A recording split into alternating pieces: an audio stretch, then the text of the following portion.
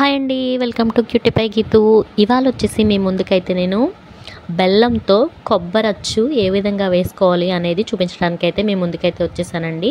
చూసారు కదా ఎంత బాగా వచ్చిందో. సో అది మీకు ఎలా చేసుకోవాలి పక్కా కొలతలతో మీకు క్లియర్గా అయితే చూపించేస్తాను, చూసేయండి. దీనికోసం అయితే ముందుగా మనము కొబ్బరి కూర ఒక 4 కొబ్బరికాయలండి, మీకు కేజీ కొలతకు చెప్తాను నేను. 4 కొబ్బరికాయలని కొట్టేసి, పెద్ద కాయలు అయితే 4, చిన్న కాయలు అయితే 6 అండి. కూర తీసేసుకొని పక్కన పెట్టేసుకోండి. ఒక కేజీ బెల్లానికి చెప్తున్నాను నేను. సో అలాగే ఒక 1/2 కిలో పల్లీలండి వేపేసుకుని పక్కన పెట్టేసుకోండి. పొట్టు కూడా తీసేసుకోండి పల్లీలకి.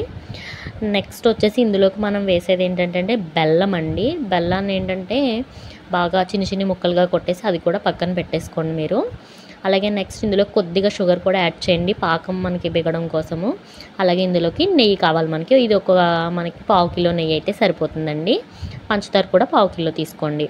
మొత్తం పంచదార, బెల్లము, కొబ్బరి తురుము అన్నీ కూడా ఫస్ట్ మనం ఒక బౌల్లోకి అయితే తీసేసుకోవాలండి. తీసుకున్న తర్వాత అందులోకి వాటర్ని యాడ్ చేసుకోవాలండి లైట్గా, ఎంతో కాదు, అంటే బెల్లం కరగడం కోసం ఏదో లైట్గా ఒక చిన్ని టీ గ్లాసుడు వాటర్ని అయితే యాడ్ చేయండి. ఇలా యాడ్ చేసిన తర్వాత స్టవ్ వెలిగించి అయితే పెట్టేయండి. బెల్లం కరిగే వరకు కూడా కలుపుతూ ఉండండి, ఎందుకంటే కింద అంటుకుపోతుంది కదా. సో అందుకు మీరు బెల్లం కరిగేంత వరకు కూడా కలుపుతూనే ఉండాలండి మ్యాక్సిమం. దీన్ని కొంచెం చేయకు మనం పని అయితే చెప్పాలండి గట్టిగా. అది బాగా కుక్ అయిపోతుంది అని అనిపించుకునేసరికి మనకు తెలుస్తుందండి. చూసారు కదా ఇంకా బెల్లం ముక్కలు ఉన్నాయి, బాగా కుక్ చేసుకోవాలండి బెల్లం అంతా కరిగేంత వరకు కూడా అలా కలుపుతూనే ఉండాలి. గుర్తుంది కదండి మనకి ప్రాసెస్ మీకు. పెద్ద కాయలు అయితే 4, చిన్న కాయలు అయితే 6. కేజీ బెల్లానికి 1/2 కిలో పంచదారకి కలిపి చెప్తున్నానండి నేను. అలాగే ఒక 1/2 కిలో పల్లీలను కూడా యాడ్ చేసుకోండి. మీరు కావాలంటే జీడిపప్పు, బాదం, పిస్తా ఇవి కూడా యాడ్ చేసుకోవచ్చు. ఇది ఆటోమేటిక్గా మనకి తెలిసిపోద్దండి మనకి అయ్యేసరికి. ఇది అంతలోపు మనం ఏంటంటే కొద్దిగా ఏంటంటే నెయ్యిని యాడ్ చేసుకుంటూ ఉండాలండి మనము. అది మనకి పైకి పొంగుతూ బుడగలు కింద వస్తుందండి. సో అప్పుడు మనకు తెలుస్తుంది అన్నమాట. ముందుగా మనం ఏంటంటే పళ్ళానికి కొద్దిగా నెయ్యి వేసుకుని అప్లై చేసి పక్కన అయితే పెట్టుకోండి. పాకంగా రాగానే ఇందులోకి ట్రాన్స్ఫర్ చేసుకోవాలి కదా మనము. సో అందుకనేసి పళ్ళానికి శుభ్రంగా మనము నెయ్యి రాసేసుకుని పక్కనైతే పెట్టేసుకోండి. చూసారు కదా ఏ విధంగా అయితే వస్తుందో. ఇంకా కొంచెం రావాలండి, ఇది లైట్గా వచ్చింది మనకు తెలుస్తుంది. చేతికి ఉండ కూడా కాదండి, ఉండ కన్నా కొంచెం ఎక్కువ అవ్వాలి పాకం ఇది. సో అందులోకి మనం అలాగే యాలకుల పౌడర్ని కూడా యాడ్ చేసుకోవాలండి. నేను ఇందాక మర్చిపోయాను మీకు చెప్పడము, స్మెల్ కోసం అన్నమాట మనకి. ఇది యాలకుల పౌడర్ని అయితే యాడ్ చేసుకోండి.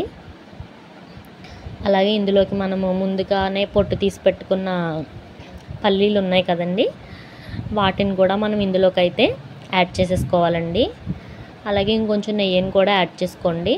మొత్తం ఇంకా ఎంత ఉంటే అంత నెయ్యి వేసేసి కలిపేయండి. మొత్తం 1/2 కిలో నెయ్యిని. నెయ్యి వేసుకుంటే మంచి టేస్ట్ వస్తుంది కదండి, ఫ్లేవరు అందరూ ఇష్టంగా తింటారు.